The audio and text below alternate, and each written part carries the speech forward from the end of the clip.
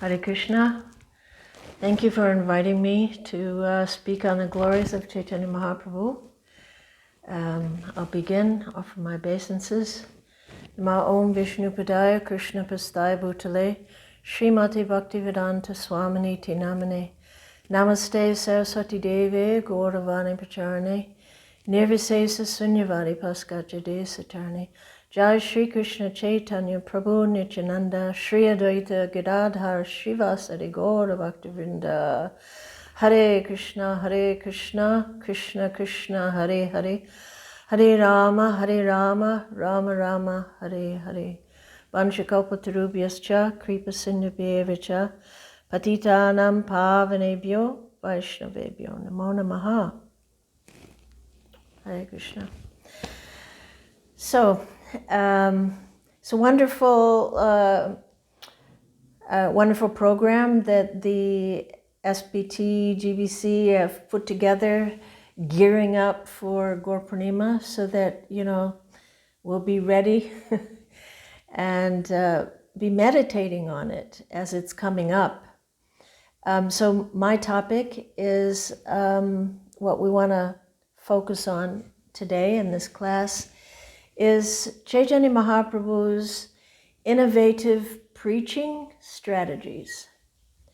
So we'll try to skim through some of the life and pastimes of Caitanya Mahaprabhu and to just explore, to shine a spotlight on how he unfolded his mission. What was his preaching mood? Strategies he employed to reach different types of people. So we'll try to see what we can take home from the Lord's pastimes, what we could apply in our own lives. And of course, this is a very big topic, and we could spend days, but let us just try to dip our toes in and see what comes. So I want to start by first hearing directly from Caitanya Mahaprabhu himself, in his own words, what was his mission statement. He spoke his mission statement. Nowadays people are all about, you have to be clear, if you have a mission. And so Caitanya Mahaprabhu was very clear. In Chaitanya Charitamrita Adi Leela 3, he says, quote, "For a long time I have not bestowed unalloyed loving service to me upon the inhabitants of the world. Without such loving attachment, the existence of the material world is useless. I shall personally inaugurate the religion of the age, Nam Sankirtan, the congregational chanting of the holy name. I shall make the world dance in ecstasy, realizing the four mellows of loving devotional service. I shall accept the role of a devotee, and I shall teach devotional service by practicing it myself. Unless one practices devotional service, he cannot teach it to others." This conclusion is indeed confirmed throughout the Gita and the Bhagavatam. Therefore, in the company of my devotees, I shall appear on earth and perform various colorful pastimes. Thinking thus, the personality of Godhead, Sri Krishna himself, descended at Nadia early in the age of Kali. So this is powerfully, clearly defined purpose. And of course, in other places, there's a more detailed mission statements covering both his internal and his external purposes. But what we've just read, that's kind of it in a nutshell. And in another very famous verse in the Caitanya Charitamrita, the mood of his mission is also very clearly defined. That is patra patra vichara nahi nahi stana stan ye yanha pai tanha kare prem dan. In distributing love of Godhead, Chaitanya Mahaprabhu and his associates did not consider who was a fit candidate and who was not, nor were such a distribution should or should not take place. They made no conditions. Wherever they got the opportunity, the members of the Panchatattva distributed love of Godhead. The more the 5 members of the Panchatattva cause the rains of love of Godhead to fall, the more the inundation increases and spreads all over the world, which we're experiencing. And in the purport, Srila Prabhupada says, the Krishna consciousness movement is not stereotyped or stagnant. It will spread all over the world in spite of all objections by fools and rascals, that strong statements from Srila Prabhupada, that European and American malechas cannot be accepted as Brahmins or sannyasis. So here it is indicated that this process will spread and inundate the entire world with Krishna consciousness. So the mood is established here, that he was just going to give it to absolutely everyone. And it's going to happen no matter what, whatever objections. So we'll just take a couple of minutes then. So we've, to look at, well, what was he up against? You know, whenever you have a mission, you've got obstacles. And so what was he up against to push forward the mission? What was the environment of the time? What were the challenges? So we know it was a difficult time hearing from Advaita Acharya and Srivas Pandit, who were the leaders of the Vaishnavas. They were desperately calling for help because it was a very unfavorable time. Vaishnavism did not have a strong hold. There was an absolute abundance of materialistic religions. There were Smartas and Shaktas and Buddhists and Shaivites, Mayavadis, atheists. And in CC Madhya 9, it said that there were many kinds of philosophers. Some of them were logicians who follow Gautama or Kanada. Some follow the Mimamsa philosophy of Jaimini. Some follow the Mayavad philosophy of Shankar.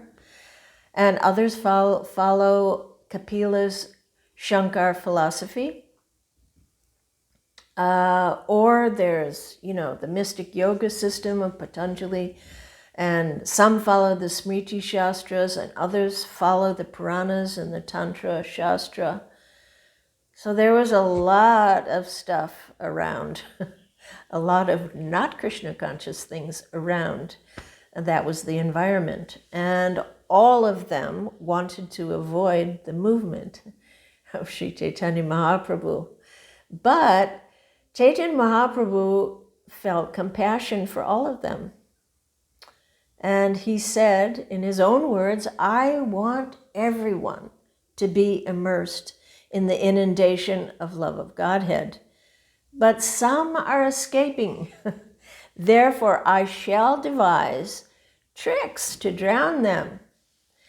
And in another verse, he says, it's not him speaking, he said, it said, Chaitanya Mahaprabhu appeared in order to deliver all the fallen souls. Therefore, he devised many methods to liberate them from the clutches of Maya. And in the purport, Srila Prabhupada says that this is the symptom of an acharya. An acharya who comes for the service of the Lord cannot be expected to conform to stereotypes. for he must find the ways and the means by which Krishna consciousness may be spread. It is the concern of the Acharya to show mercy to the fallen souls in this connection, desha, kala, patra, the place, the time, and the object should be taken into consideration. And Srila Prabhupada mentions that, jealous persons criticized him for allowing boys and girls to engage in devotional service together. And he said, but it's working. And so generally, preaching means to being willing to innovate and to be alive to the present conditions, the time, the place, the circumstance. It's never a mechanical thing. If we study the lives of our previous acharyas, it's very interesting to see how each of them employed different methods, different moods to push forward Lord Chaitanya's mission according to what they were up against at the time, So just from this little introduction here of the mission and the mood of Mahaprabhu, we can take away a number of practical points if we want to follow in the footsteps, which first is to make sure that we understand the mission ourselves, it's clear, and that we make sure we're practicing it ourselves, and that we make sure to distribute it without discrimination or prejudice, and considering the time, the place, the circumstance. And in the face of opposition, just show compassion and keep the faith that success is guaranteed. So that is just, the introduction. So let's delve into the pastimes of Chaitanya Mahaprabhu to explore what specific methods or tools he used that, might be relevant to apply in our own efforts to push forward Krishna consciousness effectively. So first, look at his Navadvip pastimes, his early life. For a long time, he didn't show himself at all. He didn't show his mission. He didn't show who he was. But all along, he had a plan. But he waited until the time was right to manifest it. He didn't immediately lay all his cards on the table. Rather, he slowly revealed his mission and identity while gradually cultivating loving relationships that would be his support when he would do so. So he was captivating hearts. But no one knew. No one had a clue about his plan or his mission. But he was active. So from this, we may take away, practical point, that the right timing is essential for our preaching activities. We see from Srila Prabhupada's life how he always had a plan and he was trying to unfold it, but until the time was right, things didn't happen. And, as Chaitanya Mahaprabhu's agents, we may also sometimes just have to be patient. And doesn't mean we don't do anything, but wait for the timing to be right in connecting with people. And it can be a gradual process. We may also play our cards close to our chest, so to speak. We don't always have to come in full force like a bulldozer. Like in the early days, we sort of like to, cram things down people's throats and force people to swallow everything in one gulp, whether they're ready for it or not. our neophyte enthusiasm. When I think of how I spoke to my parents, I just like shudder. You have to understand, Krishna is the Supreme Personality of Godhead, And, often this enthusiasm or this neophyte tendency is really fueled simply by a desire to impress. But Lord Chaitanya was patient and gradual in the beginning, and Srila Prabhupada was also very much like this in the beginning. He hardly told anything to the very early devotees. He just encouraged and made relationships, and and he was so expert in knowing when to say what to who. So sensitive, knowing what a person can take and what they need.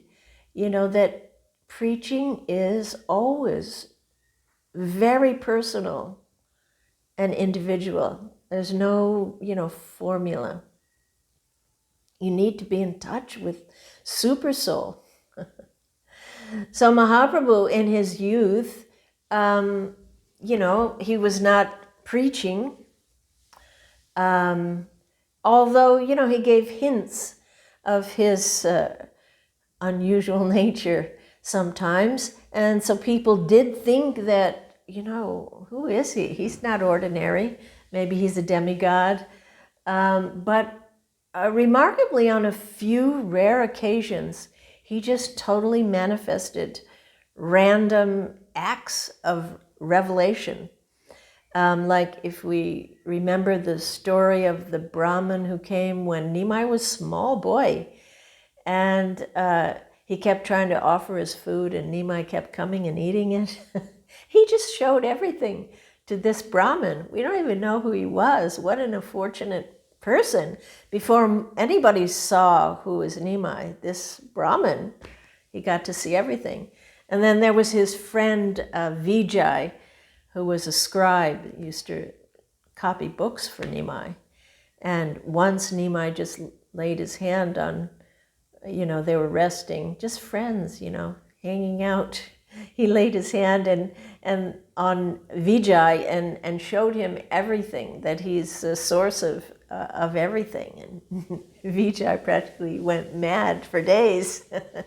But each time Mahaprabhu said, "Shh, don't tell anybody." He said that to the Brahmin, he said that to Vijay, "Don't tell anybody. Time is not right, but I'm showing you, I'm showing you this."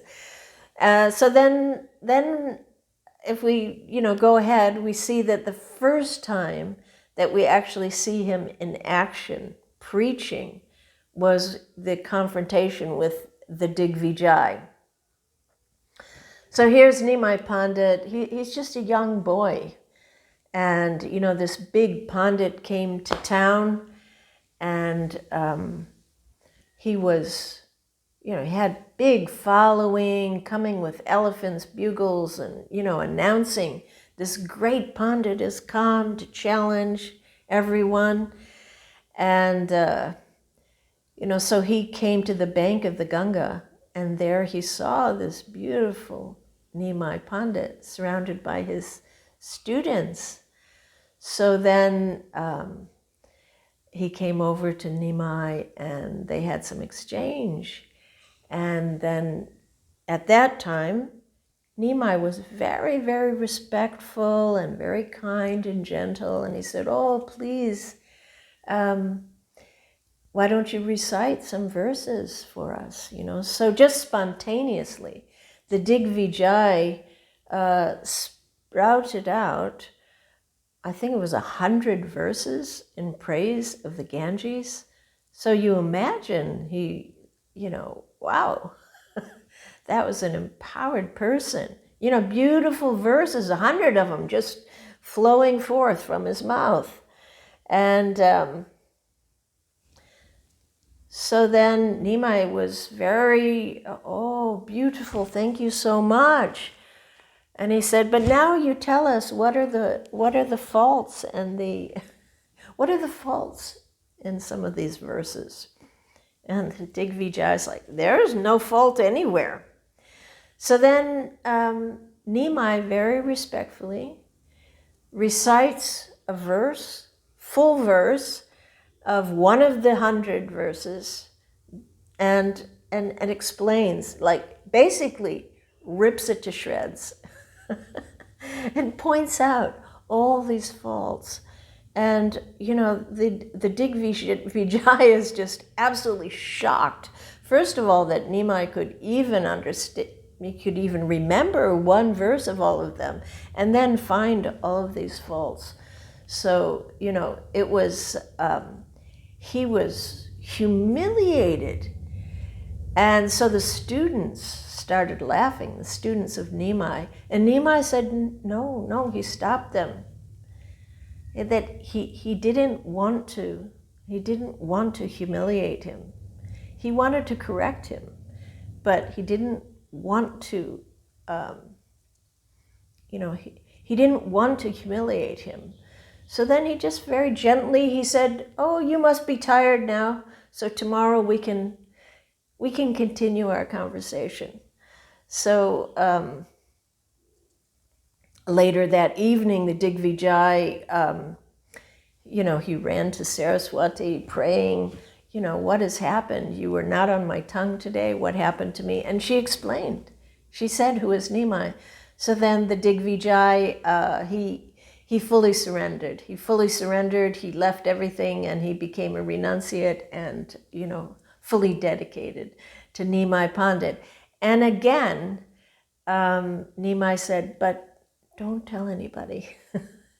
Because he understood. Saraswati said, he's the Supreme Personality of Godhead.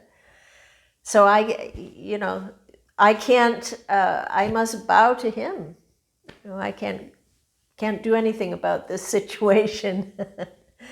So in this instance, we see how Nimai won him over by his beauty, his brilliant intellect, his gentle nature, and he was very respectful.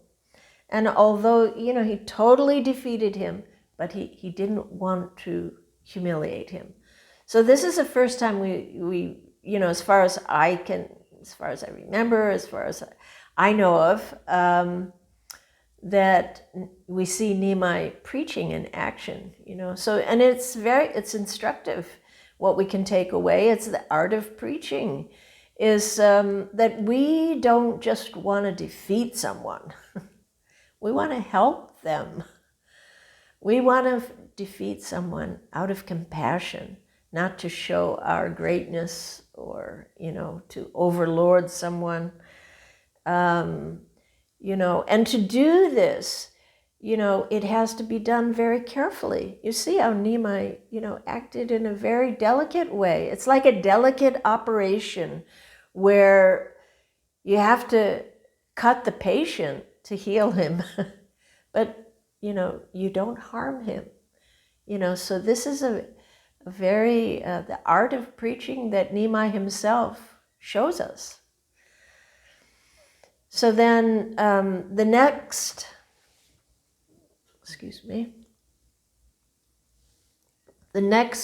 example where we see Nimai Pandit in action is on his trip to East Bengal, to Bangladesh, now Bangladesh. And he was only, between 14 and 16. He was already married, and he was a very popular teacher. He was a fantastic teacher. He was famous for teaching Sanskrit, Nyaya, logic, whatever they taught in those days.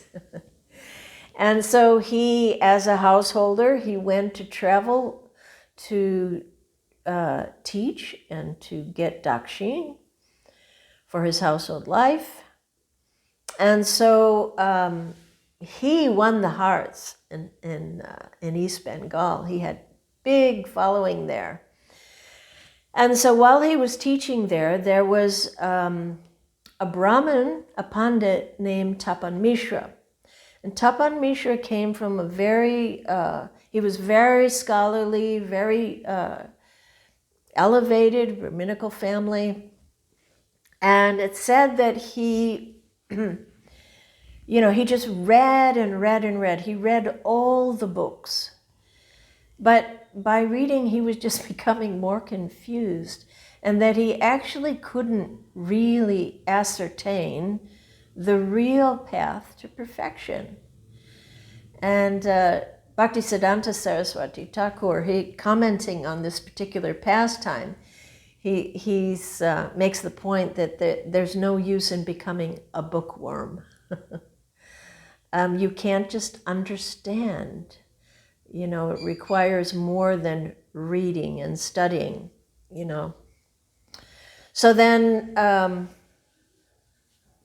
Tapan Mishra was crying out at night. He was very distraught. I just can't understand. I don't know the right path. I want to do the right thing. And so he had a divine voice or dream or revelation, not sure, and a voice that told him, you must go to Nimai Pandit. He is actually the Supreme Personality of Godhead. And so, of course, the next morning, immediately, Tapan Mishra rushed to find Nimai Pandit, who was nearby, and he was just finishing he was just about to leave to return to Nadia, and he was surrounded by all the pupils, and everyone was giving him gifts. And so then Tapan Mishra, just went forward, and he tried to get Nimai to the side so he could explain to him. And Nimai was, a voice told you that? How interesting. And then because of the mood of Tapan Mishra, the desperation that he felt, Nimai just opened up his whole heart and told him everything in a nutshell. And as far as I know, it's the first time that he actually gave the mantra. He told him, this is the mantra, Hare Krishna, Krishna Krishna, Hare Hare, Hare Rama, Rama Rama, Hare Hare. This is the only way, the only way, the only way in Kali Yuga. And this is remarkable because he hadn't told anybody else this yet. It's interesting, isn't it, that he gave him everything. And then he instructed him to go to Varanasi. And basically he was giving him his Prabhu Dattadesh. Because Tapan Mishra, he accepted everything full-heartedly that Nimai had given him. And Nimai also said, it's true what you were told, but don't tell anyone. So again, he's keeping this secret because it's just not the time. But somehow he laid it all out to Tapan Mishra, which is very, very interesting. But then instructing him to go to Varanasi, Tapan Mishra had no idea what Chaitanya Mahaprabhu wanted him to go there for, or why it was important, or what he would even do there. And it was wildly inconvenient. He's in Bangladesh, Varanasi. It's, the other's far, far, far away. But Tapan Mishra, he showed his sincerity by being willing to just, without question, he just accepted what the Lord asked, and he just fully surrendered to his will. So obviously Tapan Mishra is no ordinary person, because he was being sent. Basically he's like a new devotee, new bhakta in a way, being sent into the mouth of the lions, the capital of the Mayavadis, Varanasi. And you see how Srila Prabhupada was kind of like this too, that he would just send the devotees out, to very difficult places, and difficult situations that they would have to be very strong. So it's interesting to consider, why did Tapan Misha get this kind of mercy? It is, and it was unique, So, as they say, mercy flows when we approach spiritual authority in the right mood. So his attitude of just full submission and surrender was so genuine that Lord Caitanya just spontaneously opened his heart.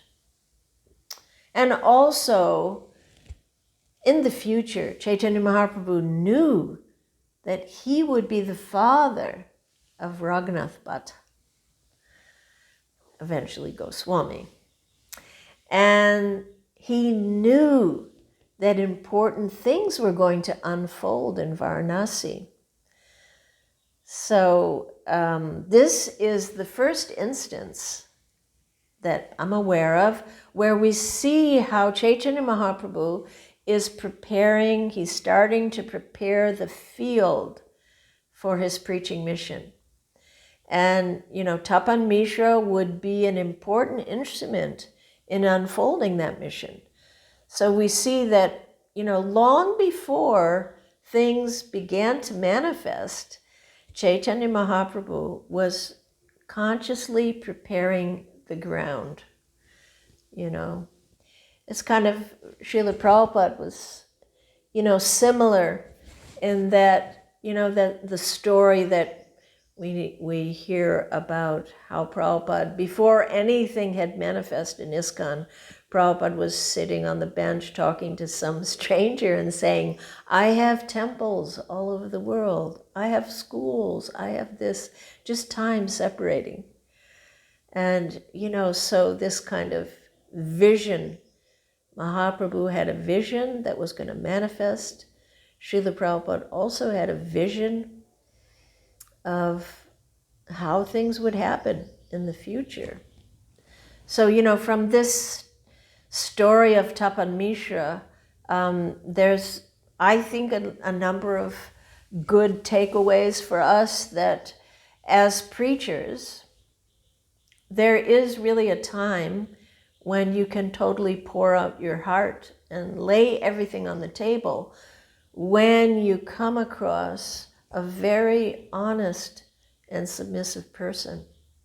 That is when the timing is right. And also that it's very important to prepare the ground, that we think ahead, line things up, so eventually preaching plans can unfold. And at this stage, it may look like there's not a lot going on. It's sort of like when you're going to plant a garden, you're digging the soil and then you're just putting some seeds and it looks like nothing's going on. But, eventually the results will be seen. It takes time. So, also another point, Tapan Mishra shows us that as servants of Chaitanya Mahaprabhu, we hopefully can be prepared to do anything in the service of the spiritual master. Whatever the Supreme Lord asks, whatever the spiritual master asks, that we will be prepared, however inconvenient, however difficult it may be. We see in so many of our acharyas how they had to do like that. Like Lokanath Goswami, Mahaprabhu asked him to just leave, go alone, go to Vrindavan, which is nothing there. And, he did it. And his disciple, Narottam Das Thakur, he was told, just leave Vrindavan, leave everybody, leave your spiritual master and go preach on the other side of the country. And, and he did that, And also with Srila Prabhupada, we see so many stories in which he would just, like I think one time they were on the train, a number of devotees were on the train, and Prabhupada told Kushalya and Srimati, two ladies, told them, get off the train, at one stop and go and organize a festival. I think it was at Gorakhpur or somewhere, and they just got off and did it. And also, I think Jamuna and Gurudas were asked to get out in Delhi when they were on the train. Prabhupada would just say, okay, out you go. Or, Tamal Krishna Maharaj, go to China. So, yeah, we have to be prepared. Ooh, not easy. Surrender. So then, back to the pastimes. When Nimai Pandit returned from Gaya, that was when the time was right. And when he started to manifest his mission. And so what was the first thing he did to manifest his mission was that he showed devotion at a level that was never seen before. Before he went to Gaya, he was like this proud, arrogant scholar, pandit. And then he had this transformation. When he was gone, he was in Gaya, and he came back a different person. And he showed the example. This is what pure devotion looks like. This is what is possible. This is what a perfect devotee is like. So how he started out, he started by serving humbly all the devotees wholeheartedly, just constantly. And he showed the joy of service. So I have to say, what a cool God we have.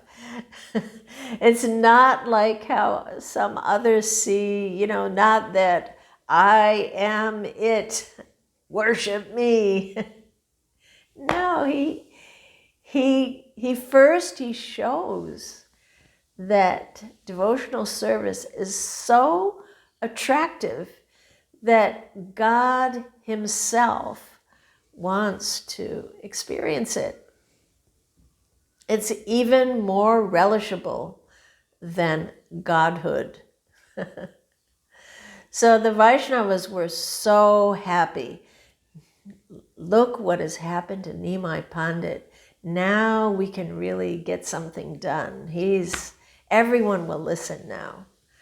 So in this pastime, perhaps the takeaway is one of them, is, how important it is to show the example of just really being a servant and the joy of service. It's not appealing to just tell people what to do and what not to do, and it's not appealing. They need to see an example that's really attractive. It's more who you are than what you say, in a sense. And you see that with Srila Prabhupada. What did we understand in those early days? But what we understood is, wow, this is just amazing how this person is. Whatever he says, whatever he asks, I just want to do it. I just want to do this. So this mood is something to embrace. So then, of course, soon after that began the kirtans at Sri Vasangan. And then at that point, this is where he made it very clear that this is the strategy. The entire emphasis of my mission will be on chanting the holy names. And this was it in a nutshell. So they began having these kirtans, and at first, it was only the intimate associates that were allowed. And, that was to give them the experience and the taste to the devotees. Before they could propagate Krishna consciousness, they had to have the experiences. So eventually, Mahaprabhu, so at first they're seeing that he's this great, great, great devotee.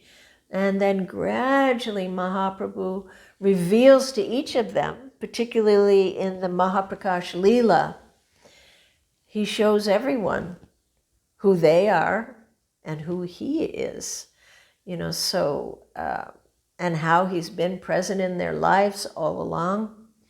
And so now this is the preaching is really began to unfold. So from this part of his life, what we can take away, of course, is that constant chanting of the holy names is the way forward, and that also a preacher can't give what he doesn't have, that you must take the time to get a taste. And sometimes, in order to get that taste, you need some privacy and intimacy of good devotees who can help, to nurture that taste. And, it's that everything isn't always for everybody all of the time. Each of us have to find a place or people or a sangha in which we can be nurtured and get a taste. Otherwise, it's not possible to be an effective preacher. Of course, in this day and age, God, who knows about privacy, and everything's just like out on the internet. But it's required. It's required. So anyway, I'm thinking of what other takeaways. That's basically it from that point. So then naturally, as soon as you start, a mission, and you start being visible and you start doing something, you get opposition. So there was lots of opposition. And of course, there was the Kazi attack at the Srivasangam, and when he broke the drum. And then that was it. So then this was really the next big strategy was, okay, take it to the streets. We're going out from the Srivasangam now, and we're going to take the chanting right onto the street, and we are going to protest. So devotees can sometimes protest, civil disobedience. So then, they confronted the Chandkazi. And it's interesting also, this is a tactic that when Mahaprabhu confronted the Chandkazi, he, first of all, he didn't let it get out of hand. The devotees were like, get the Kazi. And he was like, no, I will go and speak with him. So they came roaring, but he spoke very gently when he talked to the Kazi. And his strategy in convincing him was to use the Quran. He defeated the Kazi from quoting verses from the Quran. Or at least it's one of the ways that he spoke. And he won him over in that way. He couldn't deny what Nimai was saying, so he was won over. And, from this we can take away that, first of all, for all time, in all places and everywhere, take the holy name into the streets and take it to the people. Somehow or another, take it to the people. And also that we should be willing to stand up to authority when it's necessary, as Nimai did so effectively. So then things going on in Nadia, but after some time, Nimai saw that, his preaching was not adequately effective. So he changed strategies. What happened is that he was still teaching in his school, and, all he could talk about was Krishna. Everything he taught was related to Krishna. And so his students, they started to laugh at him. They're hearing him chanting Gopi Gopi. And they started to put him down. And the atheists were speaking against him. And so then he hatched a plan to take sannyas. And he indicated that by a somewhat mysterious remark. He said that the medicine, Pipali Danda, was prepared to cure excess phlegm, but instead it has increased. And then he started laughing, saying that. Nobody really understood what's he talking about, but Lord Nityananda understood. And he went into deep despair. Oh, Nimai is going to leave home. So Lord Caitanya revealed, his purpose is to deliver the world. And these people, he said, they're supposed to be getting salvation by seeing me, but rather their material bondage is increasing, and that will lead them to doom. So I will take sannyas and beg door to door. And then those aggressors, then they will fall at my feet. And in this way, I will deliver them. So he did it. Even he was so young. And this was a radical strategy. He took sannyas, also was radical, from the Mayavad sannyasi. Because, why? Because it would be respected. Because the Shankaracharya sannyasis were very respected at that time. So that was also a strategy that, in this instance, he stuck to kind of the conservative norms because it would be effective and he would be respected. So, we can take away from that, that first of all, the flexibility that's required when you're a preacher, that when something is not working, change the strategy, make adjustments. That was what Nimai did. And also that it is often helpful if a preacher appears respectable in some way according to the particular time. His behavior, his status, his education, it's something to consider. So then Nimai did go and take sannyas.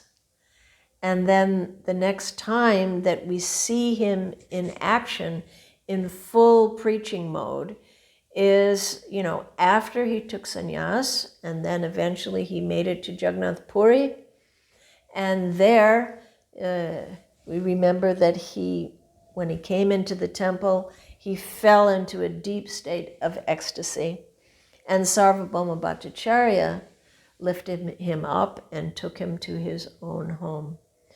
So what happened here with Sarvabhauma Bhattacharya, they had conversations that were very important and very good examples of Lord Chaitanya's preaching, how he preached and what he emphasized. So, after him fainting and then he was brought to the house, first we have to understand who was Sarvabhauma Bhattacharya. He was a gigantic pundit. He was known all over India as the most erudite scholar of Vedanta from the school of Sankaracharya. And but Sarvabhauma was astonished by the Mahaprabhu's personal beauty. And he also feared that, he's so young, he's so beautiful. How on earth is he going to maintain his sannyas dharma? And he kind of chastised him for taking sannyas. But then, he said, well, you're from a lower class order and you're too young. But, you can study Vedanta with me. And then I will reinitiate you. So, really, he was like totally insulting. And so how did Lord Caitanya take this? Well, he very humbly and very sweetly and respectfully replied that, no, I'm a new sannyasi. Please train me. You're like my father. And so he first established a personal relationship with him. And, his words were like nectar to Sarvabhauma Bhattacharya. It was so sweet that it just brought out all his affection. And Lord Caitanya, it wasn't like he was, faking it. He looked at the best intention from Sarvabhauma, and he sincerely thought, he is elder and he is very, very learned. Why should I be upset? He's just doing this out of parental affection. So that's how Mahaprabhu took those insulting words. Nice. And so he listened to Sarvabhauma for 7 days. He listened to him ramble on. Interesting. So, we can take from that, that a preacher just doesn't react to insults. We should just assume the best. It's not an easy thing always to do, but that is what Mahaprabhu did. And also that if we want to be heard, if we can first listen, then a relationship of trust can be built. And trust comes, and then you can speak. So after 7 days, Sarvabhauma was frustrated. Why don't you say anything? Why don't you speak? And, Mahaprabhu said, well, I understand what you're saying. I understand the sutras, but I just don't understand how you're presenting them. So then Chaitanya Mahaprabhu, he began to speak and totally annihilated Sarvabhauma philosophically, but not harshly or arrogantly. He maintained a respectful mood. He totally won the heart of Sarvabhauma, and his attitude completely changed. And consequently, Chaitanya Mahaprabhu fully revealed his identity to him. And Sarvabhauma also, he was such a scholar that he spontaneously composed 100 verses in glorification of Lord Caitanya. And those are so beautiful. It's a little book you can get. So beautiful. And so, of course, this conversation is something to be studying. We're just skimming the surface. But if you want to see how to preach, then you read it carefully and see how all the points that he makes to Sarvabhauma Bhattacharya. Very, very, very important discussion. And so Sarvabhauma's transformation, his change of heart, it had a big effect on Lord Chaitanya's movement. It basically sent ripples all throughout India, because he was such a famous scholar and still is. Apparently they still study him in some places. So now, after this, hundreds of people were eager to meet Chaitanya Mahaprabhu. So from this section, we can, take away that, this is what a real preacher does, he melts the heart. or at least, maybe we can't always melt hearts, but we can at least leave favorable feelings. And that's so important.